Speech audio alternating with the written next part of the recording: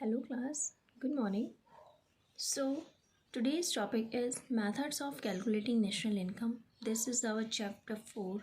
Before this chapter we have completed our national income and domestic related जो भी उसकी concept है we have completed that.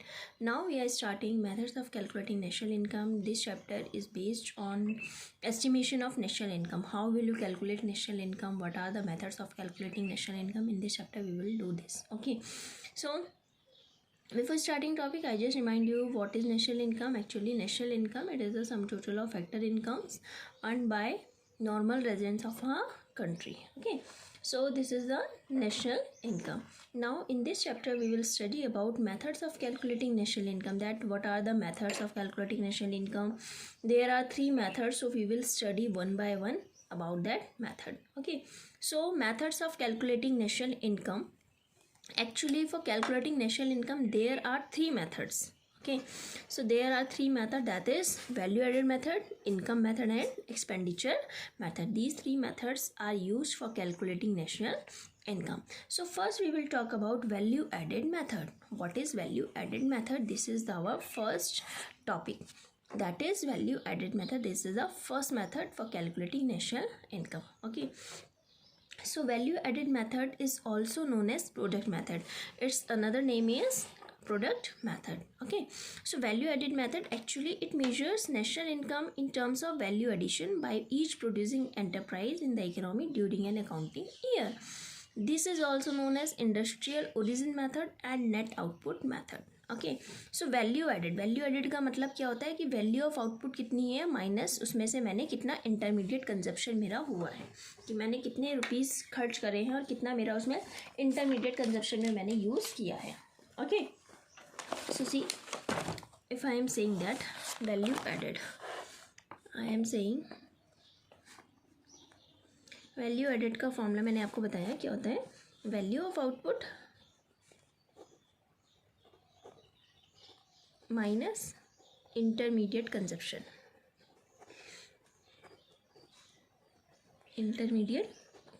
This is the formula of value added. So what value of output? What is value of output? देखो value of output का formula होता है sales. Value of output मतलब मैंने टोटल कितनी sales करी है. ठीक है, एंड इंटरमीडिएट कंजप्शन तो आपको पता ही है कि मैंने कितना अपने आप यूज़ करा है. ठीक है, जो भी हमारा प्राइमरी जितना भी हमने यूज़ किया है, जैसे कि लैंड लेबर को, कैपिटल एंटरप्रेन्योरशिप को छोड़ के जितने भी नॉन फैक्टर इनपुट्स हैं उसको क्या बोलेंगे हम, इंटरमीडिएट कंजप्शन. जैसे सपोज मेरा प्रोडक्शन हुआ है 1000 का, 1000 kg वीट मैंने प्रोडक्शन किया है. ठीक है, अब जो 1000 kg वीट है यही मैंने सेल्स नहीं करा, मैंने क्या करा उसमें से 20 kg या 200 kg मैंने अपने घर के लिए रख लिया, अपने लिए रख लिया. तो बाकी का मेरे पास कितना बचा है 800 kg.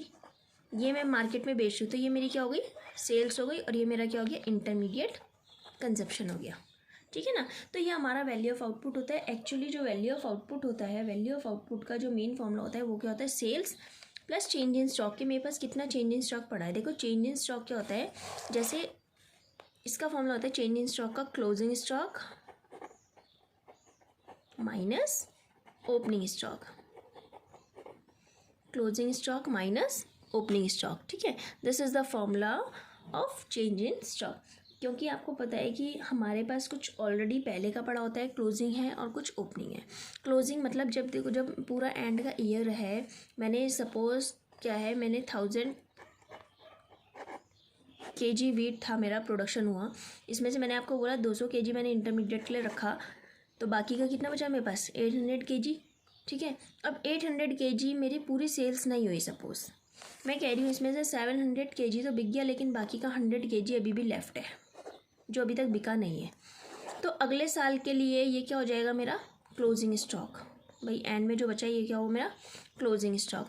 अब बाद में अब 100 kg से तो काम नहीं चलेगा ना, मुझे अगर काम करना है तो 100 kg तो काम नहीं करेगा. ठीक है, तो मैं क्या करूँगी, सपोज़ 500 kg मैंने और प्रोडक्शन किया, तो ये मेरा हो गया ओपनिंग स्टॉक, तो ये क्लोजिंग हुआ, ये ओपनिंग हुआ, ठीक है ना। तो ये होता है हमारा क्लोजिंग और ओपनिंग। तो जो वैल्यू एडेड है, वैल्यू ऑफ आउटपुट का मतलब क्या होता है, sales plus change in stock, ठीक है। चेंज इन स्टॉक मैंने आपको बता दिया क्या है, that is closing minus opening. इसमें आपको और चीज़ें दे रहेंगी। अच्छा, सेल्स का मतलब ये नहीं कि सिर्फ सेल्स, उसमें से क्या है कि हमने जितना परचेज भी करा, नेट सेल्स है, इसका मतलब क्या है, नेट सेल्स, ठीक है। जैसे अगर सपोज मैं कह रही हूँ कि मैंने 100 रुपये के 100 रुपीज़ के, जैसे सपोज मैंने पेन लिए, ठीक है, और मैं कह रही हूँ कि 500 के मैंने बेचे, 500 रुपीज़ के सेल करी और ये परचेज़ है मेरी, ये क्या है, मेरी परचेज़। तो एक्चुअली में मेरी नेट सेल कितने की हुई भाई, 500 के तो मैंने बेचे, 100 रुपये के खरीदे भी तो हैं, तो बचे कितने, 400, ये मेरी सेल्स हुई। 500 रुपये में 100 रुपये तो खरीद लिया मैंने पेन, तो यानी कि 400 की हुई मेरी सेल्स हुई। तो सेल्स का मतलब ये है कि सेल्स प्लस होता है और परचेज को हम माइनस करते हैं, ठीक है ना। Okay, now come to the next point, that is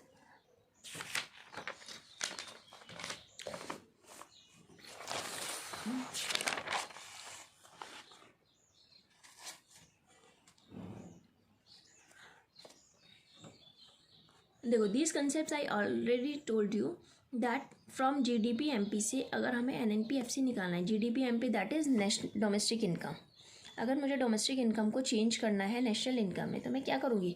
देखो, जीडीपी एमपी स्टेप 1 ग्रॉस से नेट में जा रहा है तो माइनस डेप्रिसिएशन, एनडीपी एमपी हो गया, ये क्या आया, एनडीपी एमपी। एनडीपी एमपी से अब मुझे चेंज करना है एनडीपी एफसी, मतलब स्टेप बाय स्टेप चेंज कर रही हूँ, डायरेक्ट एनएनपी-एफसी नहीं कर रही हूँ, है ना। तो इसमें क्या है, या हम डायरेक्ट देख लेते हैं। देखो, ग्रॉस से नेट में चेंज हो रहा है तो माइनस डेप्रिसिएशन, डोमेस्टिक से नेशनल में चेंज हो रहा है तो प्लस एनएफआई है, मार्केट प्राइस से एफसी में चेंज हो रहा है तो माइनस एनआईटी। और एनआईटी का फॉर्मूला मैंने आपको बता रखा है, दैट इज क्या होता है एनआईटी का formula, subsidy indirect tax minus होते हैं और सब्सिडी प्लस होती है, ठीक है ना। तो ये चीज़ें होती हैं हमारी, जो हम चेंज करने का बता रखा है, ये मैंने आपको ऑलरेडी पहले भी बता रखा है, ठीक है ना। Now come to the next. Okay, so this is the question, example 1. On the basis of the following data about an economy which consists of only two forms है, इसमें A और B दो फॉर्म है, तो आपको इसमें find out क्या करना है, value added by firm A and B, and second gross value added और gross domestic product at factor cost. Gross value added मतलब GDP-FC, ठीक है ना, ये आपको फाइंड करना है। तो फर्स्ट हमें निकालना है value added by firm A और फॉर्म B का। तो वैल्यू एडेड का मैंने आपको सिंपल बताया है, सेल्स प्लस होता है और क्या होगा हमारा, परचेज मैंने माइनस बताया, इंटरमीडिएट कंजप्शन यानी कि परचेज माइनस होगा और चेंज इन स्टॉक प्लस होता है, ठीक है ना। तो according to this value you have to calculate value added by firm A and firm B. Okay, now move to the solution. सी,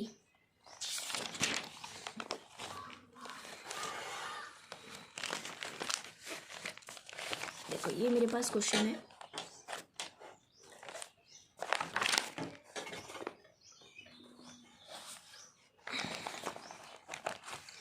पहले मैं निकाल रही हूँ value added by firm A. Okay, तो value added by firm A के लिए, value added मतलब sales किस किस में हो रही है फॉर्म की। देखो, एक तो ये है सेल्स बाय फॉर्म है, सेल्स बाय फॉर्म ए। इसके बाद इन्होंने बोला है purchases from firm B by firm A, ये परचेज करा है फॉर्म ए ने, तो परचेज क्या होती है, माइनस फॉर्म ए के द्वारा हुआ है ना, तो ये क्या होगी, माइनस परचेजेस फ्रॉम बी। इसके बाद purchases from firm A by firm B, ये बी ने ख़रीदा है तो ए से मतलब नहीं, हमें सिर्फ ये देखना है कि किसके द्वारा हुआ है, तो ये नहीं आएगा इसमें। सेल्स बाय फॉर्म बी, ये भी बी में जाएगा। Closing stock of form A और ओपनिंग स्टॉक ऑफ फॉर्म ए, तो मैंने आपको बताया चेंज इन स्टॉक होता है, यानी कि क्लोजिंग प्लस होता है closing stock of form A minus opening stock of form A. Change in stock कहते हैं ना क्लोजिंग माइनस ओपनिंग। अब इसमें वैल्यू पुट करो, सेल्स बाय फॉर्म ए कितना है 100 माइनस परचेज कितनी करी थी उसने 40 का, प्लस क्लोजिंग स्टॉक कितना है 20 और ओपनिंग स्टॉक कितना है 25। अब इसको सॉल्व करो,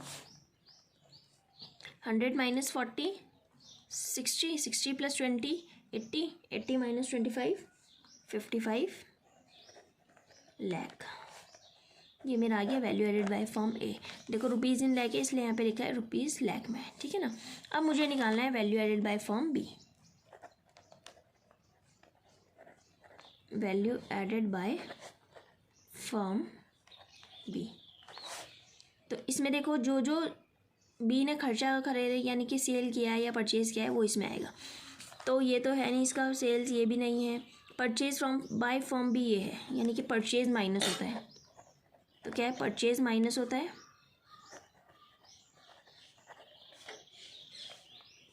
माइनस इसके बाद सेल्स बाय फॉर्म बी ये प्लस होगा। इसके बाद चेंज इन स्टॉक बताया मैंने, दैट इज क्लोजिंग स्टॉक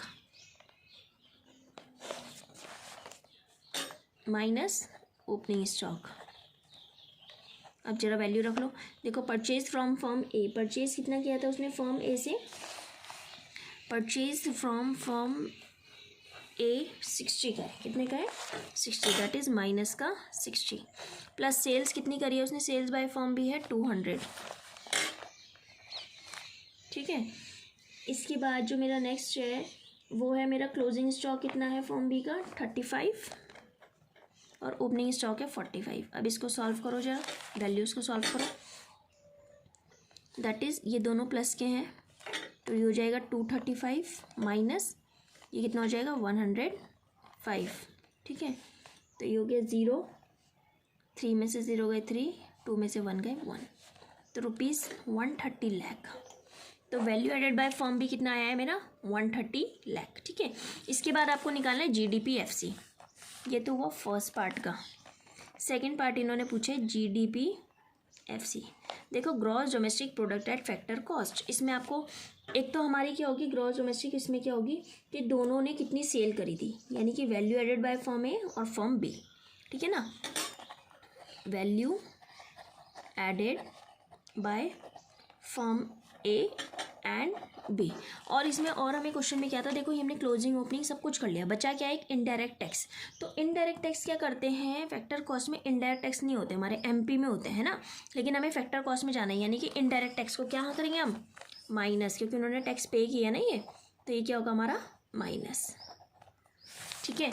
अब जरा इसमें वैल्यू रख लो, वैल्यू एडेड बाय फॉर्म है कितनी है 55 प्लस 130 और माइनस इनडायरेक्ट टैक्स आपको क्वेश्चन में गिवन है दैट इज 30, तो इसको प्लस करो 55 प्लस ये कितना हो जाएगा 100, तो दैट इज़ 155 लाख इसमें आंसर। Is it clear. तो ये होते हैं हमारे वैल्यू एडेड मेथड, ठीक है ना। इसमें आपने कुछ नहीं करना है, मार्केट प्राइस में देखना है, फैक्टर कॉस्ट में देखना है। वैल्यू एडेड में तो कुछ नहीं आता, वैल्यू एडेड अगर निकालना होता है किसी चीज़ का तो सेल्स प्लस होती है, परचेज माइनस होती है और opening close change in stock plus होता है, यानी कि क्लोजिंग प्लस होगा ओपनिंग माइनस होता है।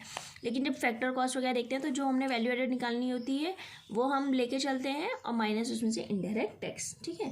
So this is the first numerical based on this topic. Now see, okay, now we are moving to the next numerical, that is you have to calculate gross value added at MP and second one is national income, ठीक है। तो आपने एक तो निकालना है gross value added at MP, तो gross value added के लिए आपने क्या निकालना है, पहले तो वैल्यू ऑफ आउटपुट देखना है टोटल कितना है। ग्रॉस वैल्यू एडेड का मतलब है मार्केट प्राइस पे आपने टोटल वैल्यू एडेड निकालना है, ठीक है ना, कुछ नहीं करना आपने इसमें। तो देखो हमने इसमें क्या करना है, सी question is given, value of output these are given, so first you have to calculate gross value added at MP, ठीक है।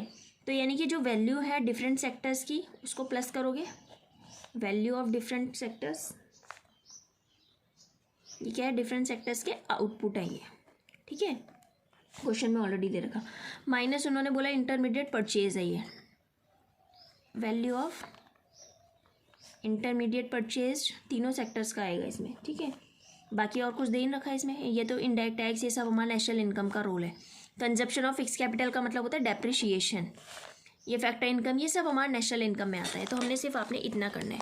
तो वैल्यू ऑफ डिफरेंट सेक्टर्स कितना दे रखा है, देखो 800 प्लस 200 प्लस 300 हुआ, माइनस इसमें से क्या करोगे 400 प्लस 100 प्लस 50, इन तीनों को प्लस करके इसमें से माइनस करना है, तो ये कितना हो जाएगा 1300 माइनस 4 5 550, तो डैट इज़ 0 5 एंड 12 में से 5 के 7, तो ये मेरा हो गया gross value added at MP. Second आपको फाइंड करना है इसमें नेशनल इनकम, ठीक है। तो नेशनल इनकम के लिए रूल है सबका जो मैंने बताया आपको। देखो नेशनल इनकम में आपने क्या करना है, second you have to calculate national income, ठीक है। नेशनल इनकम देखो हमने क्या करना है, जो जीडीपी एमपी निकला है, यही बताया मैंने आपको जीडीपी एमपी, ठीक है। अब क्या है जीडीपी एमपी निकला, अब आपको इसको चेंज करना है, जीडीपी एमपी को किस में चेंज करना है, एनएनपी एफसी, एनएनपी एफसी मतलब ना, तो ग्रॉस से नेट में जाने के लिए क्या करते हैं, माइनस का डेप्रिशिएशन, यानी कि कंजप्शन ऑफ फिक्स कैपिटल जो है उसको क्या बोलते हैं, depreciation, consumption of fix capital, ये क्या हुआ मेरा डेप्रिशिएशन, इसका ब्रैकेट में लिख देंगे हम डेप्रिशिएशन, ठीक है। और मैंने अब देखो डीपी डोमेस्टिक से नेशनल में जाने के लिए प्लस एनएफआई है, और एमपी से एफसी में जाने के लिए मैंने क्या बताया था आपको, एमपी से एफसी में जाने के लिए इनडायरेक्ट टैक्स को माइनस करते हैं और सब्सिडी को प्लस करते हैं,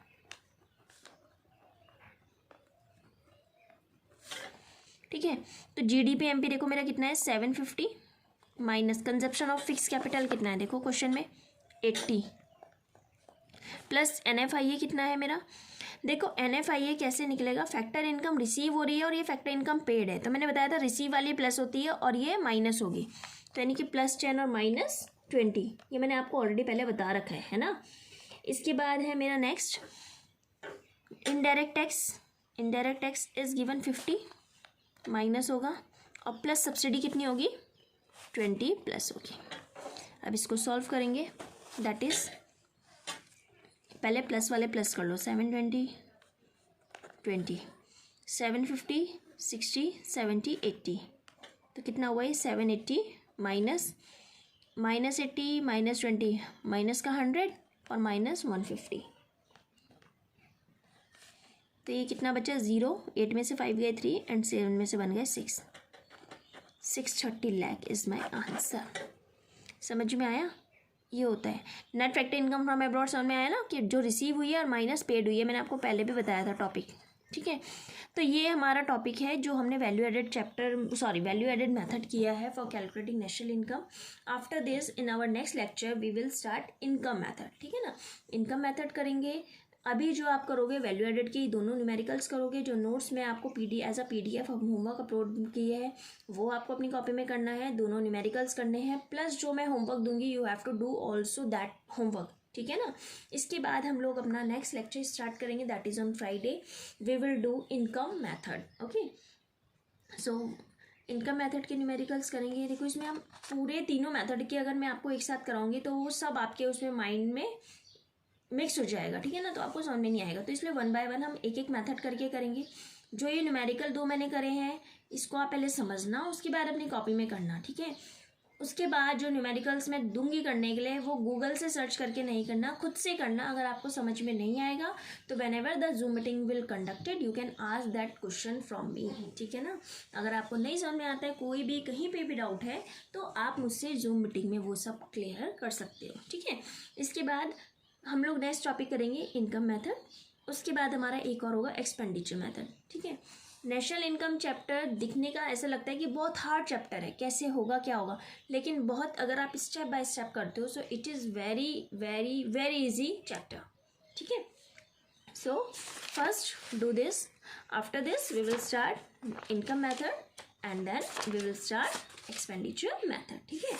उसके बाद फिर मैं आपको तीनों के मिक्सअप क्वेश्चंस कराऊंगी, ठीक है। मतलब अभी ये है कि कुछ टाइम तक हमारे अभी यही लेक्चर चलेंगे क्योंकि अभी 2 मेथड हमारे रिमेनिंग है।